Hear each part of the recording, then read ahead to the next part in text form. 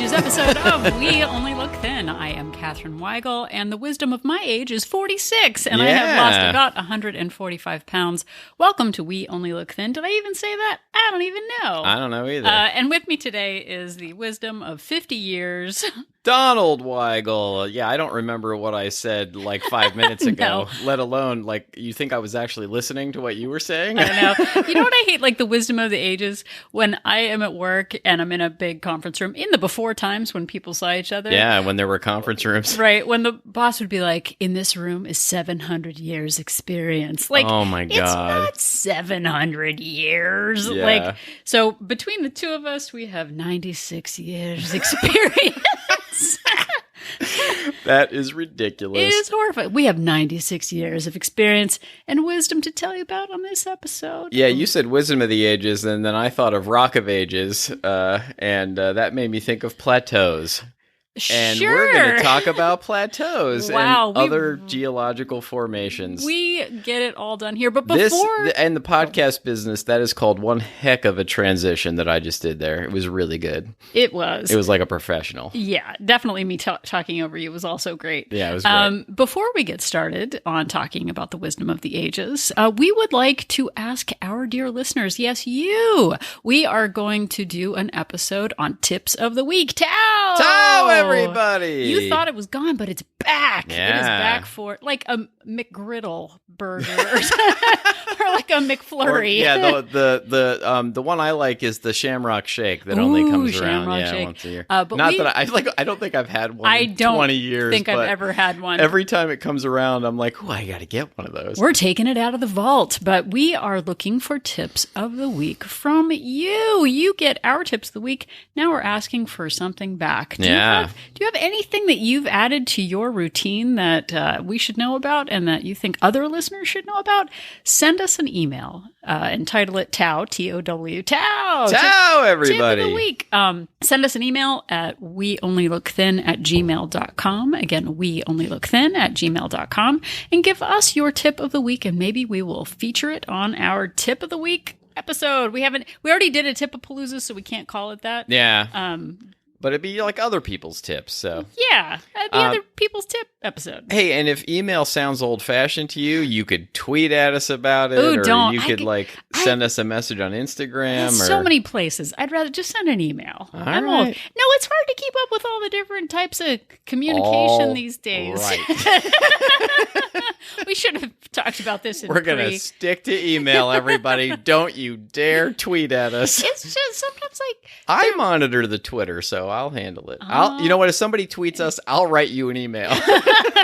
Thank you. It's hard to keep it all together. We're trying to keep it all together. So we're going to do that. But today's episode, speaking of an email. Yeah, it's all about an email. We received an email from a wonderful longtime listener named Stephanie. Not the Stephanie who we interviewed on this show about Zumba, but a different Stephanie. But also wonderful. Oh, wonderful Stephanie. And she wrote in to ask about plateaus and slowdowns and weight loss rates of happening. That was very well said by me. You know what? She said it much better in Why her don't email. I just read her email? Why don't you just read her email? Thank you, voice of public opinion. She says, "Hi, Donald and Catherine. Hey. Loving the podcast. You guys just keep getting better. Also better looking." She really did write that. And the answer to that question is yes. We agree. Hi, this is Stephanie. Guess what, you guys? As of today, I am down 50 pounds. Wow. Amazing. I know we sound really sarcastic right now, but I've known Stephanie for about a year. We were in touch about a year ago, and she has come back and lost 50 pounds right in front of our faces, under our noses, without even us knowing. That is so amazing. I know I sound sarcastic and snarky all the time, but that's actually super amazing. I know. I think that's just your radio voice. You have resting sarcastic voice. Maybe I do too. I never thought I would do this. I thought I was just going to be overweight forever, and I'm a person that was normal-sized until the age of 33. Then I put on 75 pounds in 3 years and found it impossible to take it off. I have shocked myself. that's the good news. The bad news, which she puts in quotes, which you will not be surprised by, is that this took a lot more work and dedication than I initially anticipated. Can't I just do nothing? Yeah, I woke up this morning. We woke up to Rebound, and now we're podcasting. And I was walking around the apartment actually singing a "Can I Just Do Nothing" song this morning. And it was delightful for Catherine. That's what Donald says, not what Stephanie says. Yeah. I have been working out. I'm back to Stephanie's email. I have been working out. I have been logging my food. I'm not starving or working out 8 hours a day, Biggest Loser style, but I feel like I deserve a medal for my Herculean efforts and patience with my steady, reasonable 1 pound a week weight loss. And then she says, and I agree, you do deserve a medal. She says, surely I believe that this level of faultless dedication over the past 11 months would have had me looking like Twiggy by now. It does not. I appreciate the very timely Twiggy reference in this as well. I would have gone like Kate Moss, but Twiggy is in the way back. Kate Moss is still like 30-year-old reference. Anyway, she says, I love this week's podcast episode. I'm actually not sure which one she was talking about. Since I have 20 pounds to go and things are slowing down. Until I listened to the podcast from this week, I was beginning to despair, thinking I'm going to have to cut my calories to 1,400 a day, which she says is a total recipe for misery, especially since she works stressful 14-hour days. I can relate. I've been doing that a lot myself lately. I currently eat under 1,700 calories, so 1,699 per day. What a bargain. Seems there is a big difference between that, 1,700, 1,699. 1,699, I know, it sounds great. And I get 15 to 20,000 steps a day, including 3 40-minute runs and 3 30-minute strength training sessions per week, which, let me tell you, that's a lot more than I'm doing right now. That's amazing. I haven't been in this good a shape in 12 years, which is fantastic. Now we'll get to the heart of the question. She says, I would love to hear what the end of your weight loss was like, or alternatively, what the trends were throughout your weight loss period. Well, let me tell you what, we're going to tell you about both. I know you've covered this a bit during the podcast, but I don't believe there's been a discussion of the plateaus. See, I brought it back to plateaus and Rock of Ages / rate of loss slowdown. I do listen. Did you change your habits, increase your exercise, just accept that when your BMI is 26, you're not going to lose 2 pounds a week? Bestow upon us the wisdom of the ages and restore us to sanity. Thanks for all the laughs and advice, and keep up the great work, Stephanie.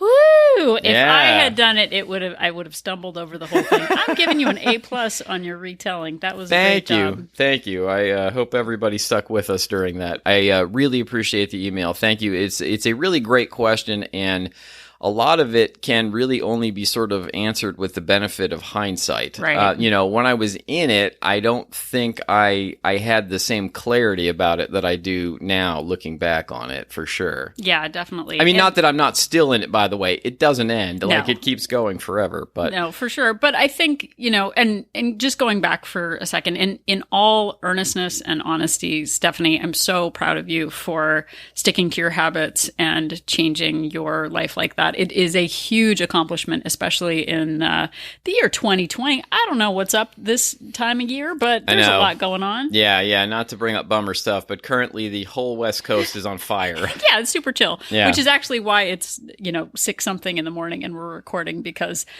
it's fire outside. Well, we're safe. We're not in any danger. Yeah, but there's lots I'm of sure smoke nobody outside. actually cares. This might be the earliest time of day we've ever recorded a podcast. Yeah, it's so much better to do it in the morning. When it's so hot outside, it's really hard. It's not even 7 a.m. right now. Yeah. So anyway, but honestly, Stephanie, congratulations on your progress. And I totally get the kind of slow down, what happens next question. So thank you so much for posing it. I think we're going to go through some practical things. I'm going to throw a lot of numbers out, which is super fun. Yeah. And Donald we and I love math. We do, but I haven't, until she asked that question, I hadn't really done the math on my rate of change and all that. And it was eye-opening. So I've saved some data that I'm going to drop on Donald a little bit later. How about we drop it? Dropping data. Who wants to start? Do you want to start? Do you want to? Well, I could start. I mean, I did not go back and look at my data, but I know that the period of time when I was actively trying to lose weight ended up being about 2 years, and that entire time, I averaged about a pound a week. Yeah. And that was not to say that I lost a pound every week, because I definitely did not. But the most I ever lost in a week, I want to say, was 3 pounds. I don't think I ever lost more than that. And many, many weeks, it was well under that. Some weeks it was a quarter of a pound, and some weeks it was nothing. And I just decided to arbitrarily define a plateau as any time the scale didn't move for 3 weeks. And it definitely happened to me several times during the 2 years. And if I stayed the same weight for 3 straight weeks, then I would change something up. And usually what that change was, I would drop my calories by another 50 or 100 a day. And then, that usually did the trick. But I also started at a much higher calorie rate than what I eat right now, too. Yeah. No, and I think that I really like what you said about the 50 to 100 calorie drop, because I think what Stephanie said about the 1699 dropping down, well, I guess I need to go 400 calories less. Like, the thing I like about the 50 to 100 pounds is that it's not a huge shift. It's just this like little it's not a tectonic shift. It's just like, 50 calories. Okay, well, that's like one jelly bean. Yeah. That's not so bad. But it doesn't have to be a big, drastic change. Yeah, and I know it's not an exact formula, but they say, 3,500 calories equals 1 pound. Like if you cut out 3,500 calories in a week, you'll lose 1 pound. So, you do 100 calories a day less, and you're looking at 700 calories. So you're moving in the right direction. And it seemed to work for me. When I first started losing weight, I was just trying to stay at 3,200 calories, and I was still able to lose weight at that. But as I lost more weight, it's one of those terrible, reverse, catch-22s. The more weight I lost, the harder I did have to work to continue to lose weight. So what Stephanie is experiencing is definitely what happened to me too. Right. So I actually went through, which I had never done before. Yeah, and I still have never done it. Kind of shocking to me. As you know, we use Fitbits to track our steps, our floors, our weight, our calories, our calorie burn. Yeah. And it is a great repository of information that I can use. So continental information. But I didn't actually ever look at my average burn from year to year. So we're going to go back to the year 2015, those innocent That's a sweet burn. Ragtag times. I got my Fitbit in 2015. Didn't use it all that much, but I was burning 2,100 calories a day on average in 2015 when I was not working out at all. I was getting 5,100 steps a day on average. Yeah.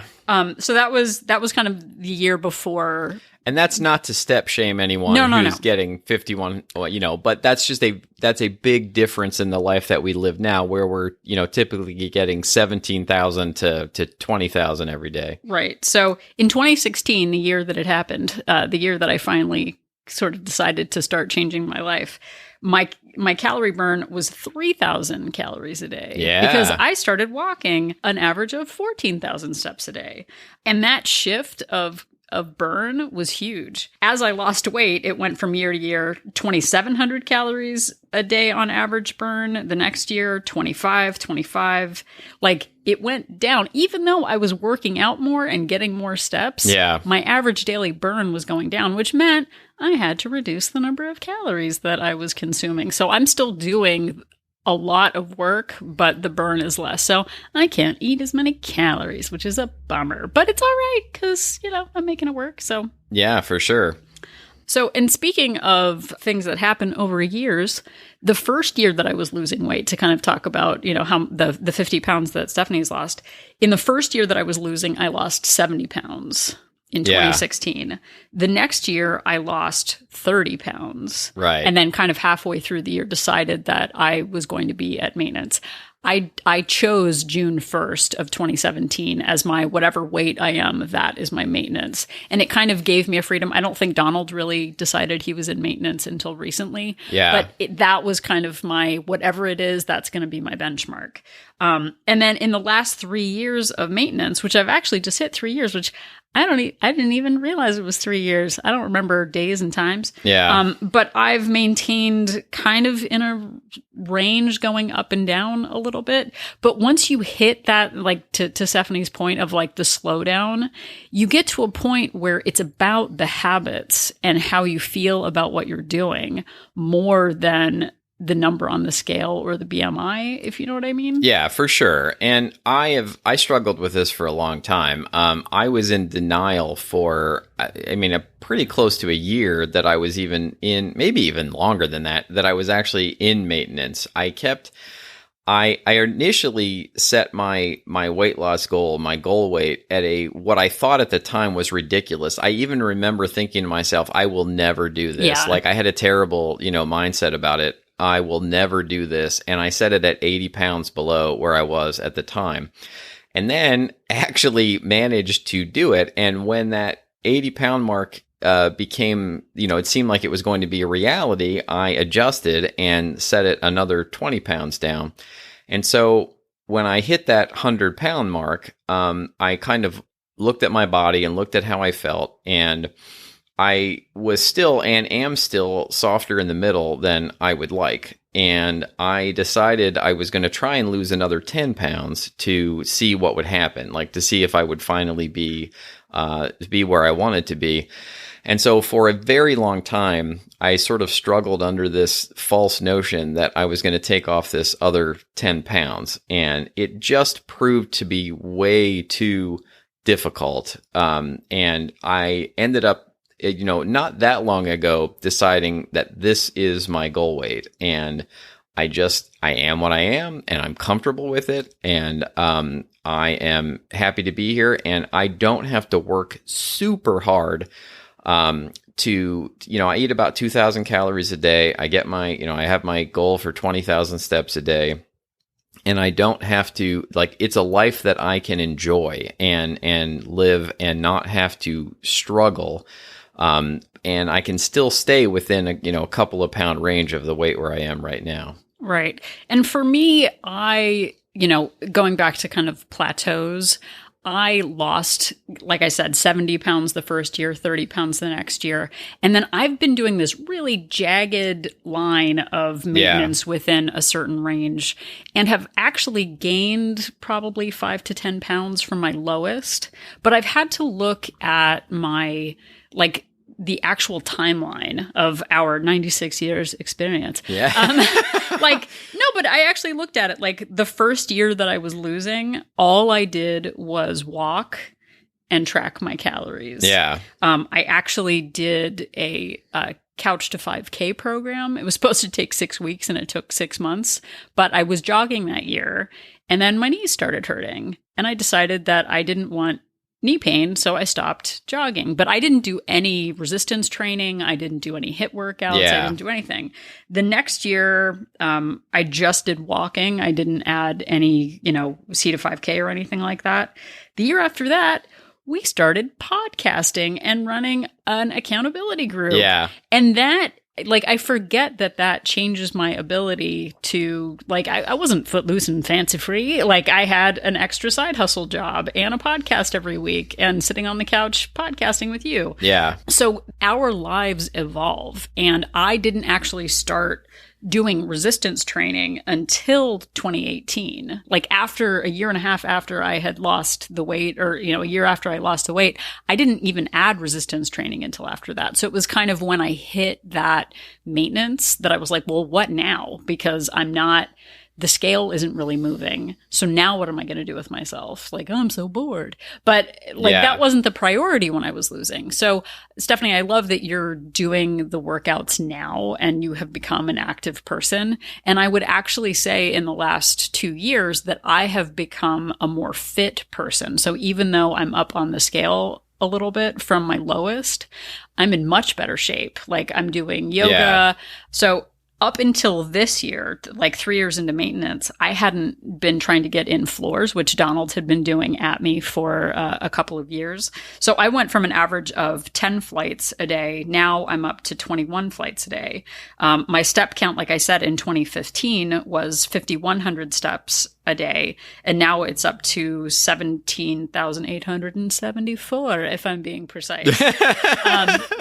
I started in the last, since COVID hit, I've started doing a daily yoga practice, which, is a little more inconsistent now that our daughter's back to school, but I've made yoga part of my practice. And it's about like adding more onto your life than it is about the calories. Yeah, for sure. And I would say too that, as part of this, as the scale is slowing down, it's about fine tuning and deciding what you're ready to do next. Like when I wake up, it's not what does the scale say so much as how do I feel in my body? Like I feel great going up the stairs. I feel energized. I'm not out of breath.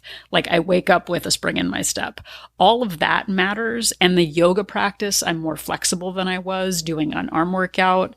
I feel stronger and I'm like hunched over right now, like the Hunchback of Notre Dame, but like my posture is better. My flexibility is better.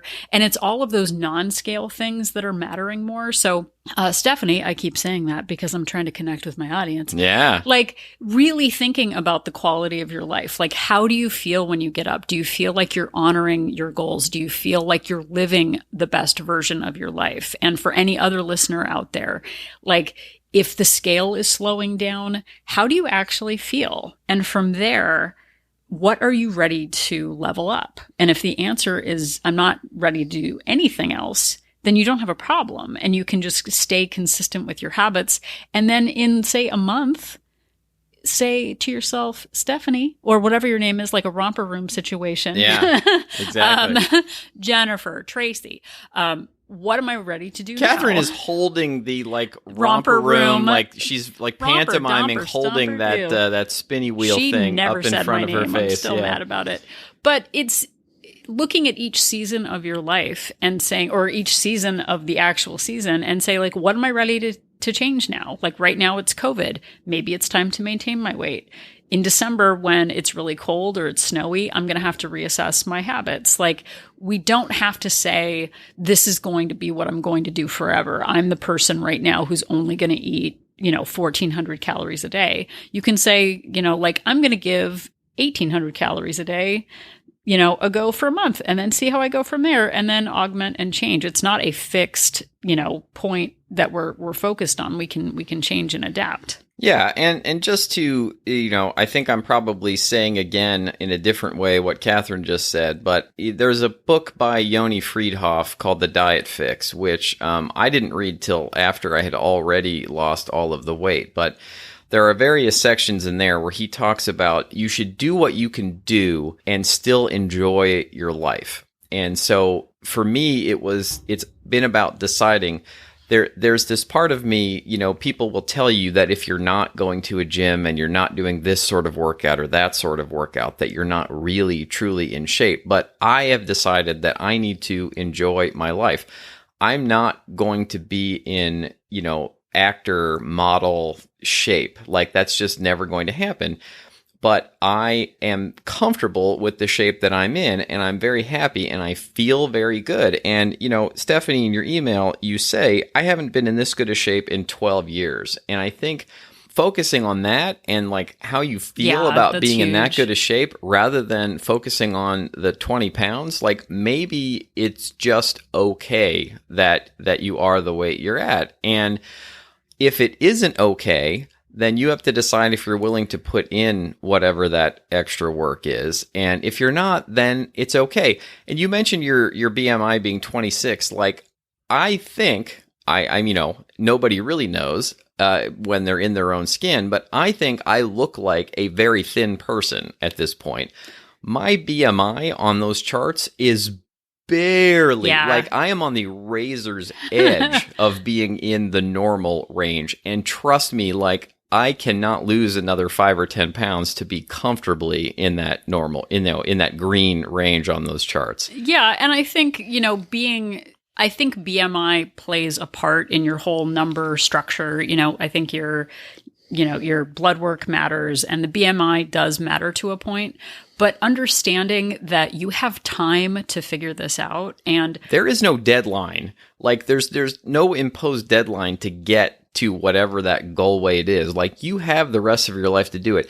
If you can lose like a quarter pound a month, like, eventually you'll get there. Like, if you're willing to do that much work, like, it doesn't have to even be that you keep losing like a pound a week, which is what you've been doing. Right. And two, looking at it, I know I was saying like once a month, but if right now you feel like you feel really good, you're eating in a way that's sustainable for you, you're working out in a way that makes you feel great, like, that's winning. Like, what is better than a life well lived where you feel proud about your choices? Because even now at my weight, there are days when I have a binge, or, I wake up feeling, like I have a food hangover. Yeah, where I'm like, oh, what is happening? And the scale is the same. Yeah. But emotionally, I feel dragged down because of my choices.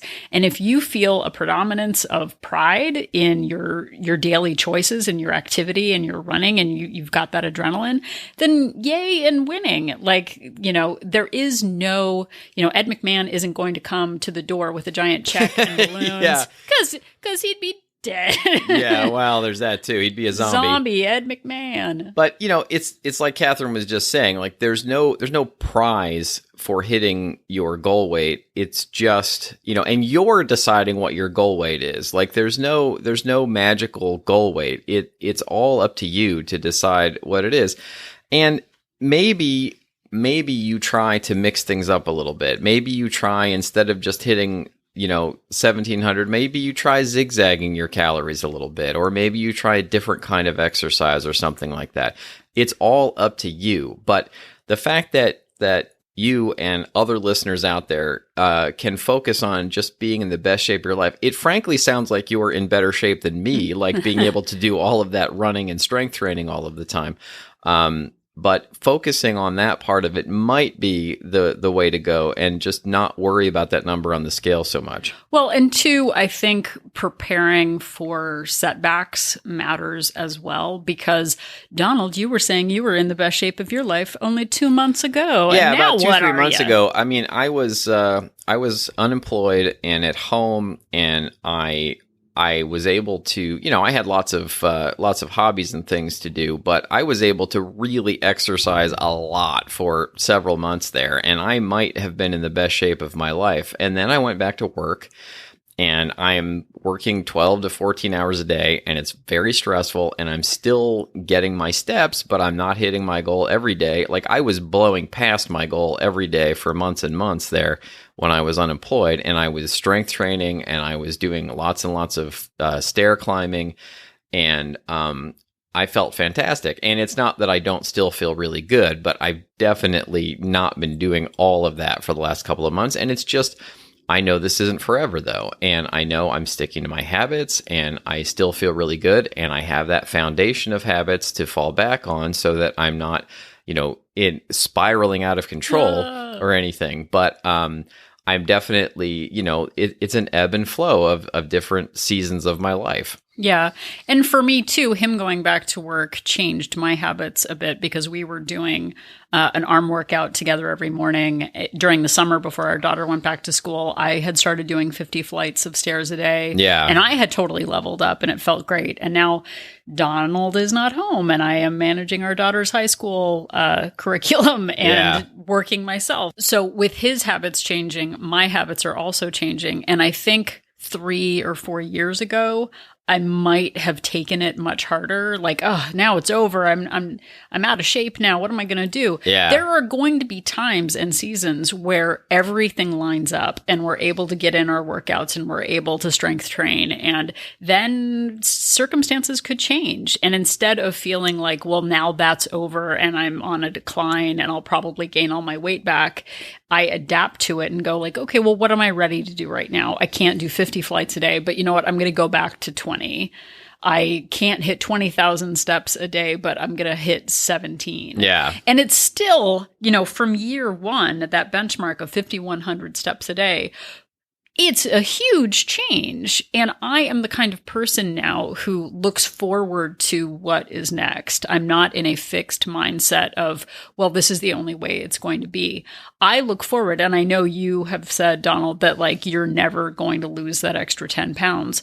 The circumstances might change when our daughter is a grown up. Yeah, true. Like, in 4 years. Yeah, and using words like never and I can't, I try not to do that anymore. But yes, thank you for pointing that out. I know. No, but and we've talked about it too before, where like right now the idea of intuitive eating is just outer space crazy to me. I can't even conceive of it.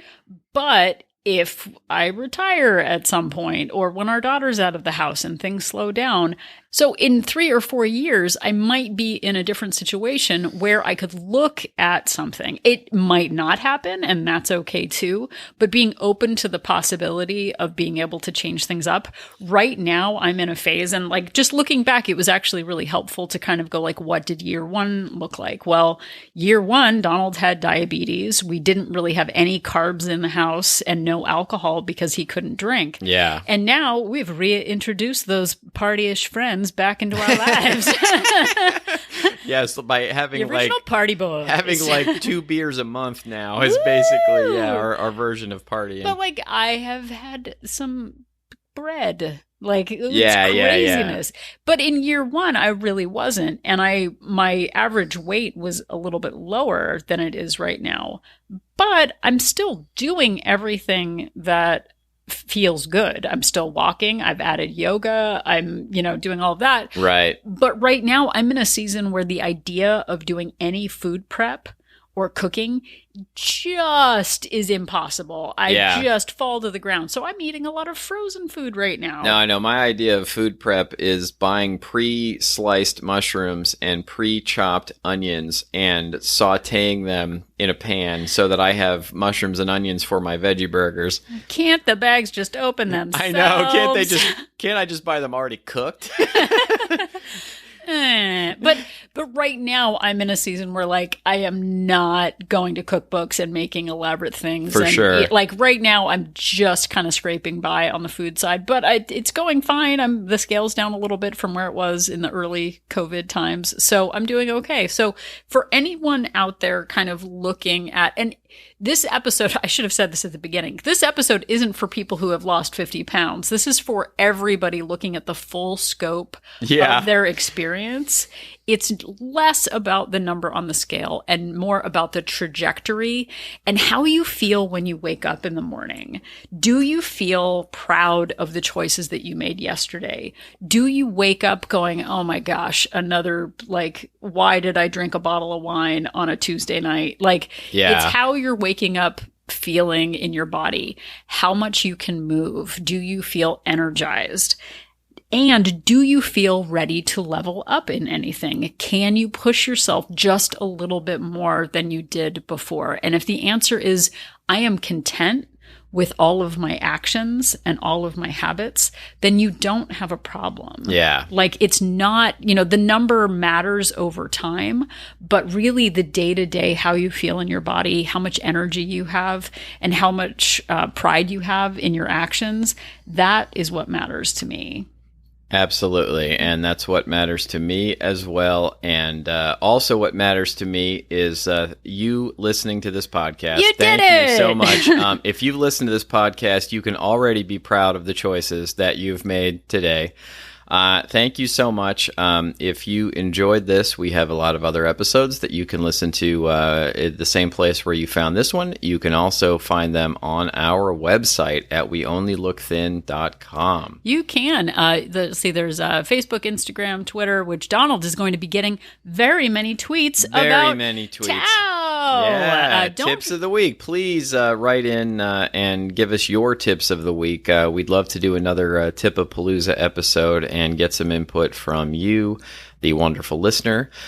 You can also email us, just like Stephanie did, to weonlylookthin@gmail.com. And we do eventually answer, although not necessarily within the day or week you've emailed us, but we'll get there.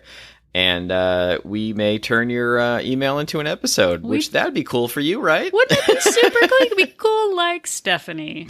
So if you would like more support in your weight loss journey, remember that we've got Wolt Place, WOLT Place. It is a support group for women based on the Facebooks. If you want more information on that, you can go to our website and click on Join Our Support Group for more information. Yeah. Yeah. Great information. So after listening to this episode, if you're still not sure about the difference between the wisdom of the ages and rock of the ages, just remember that Donald and I and Stephanie are an inspiration.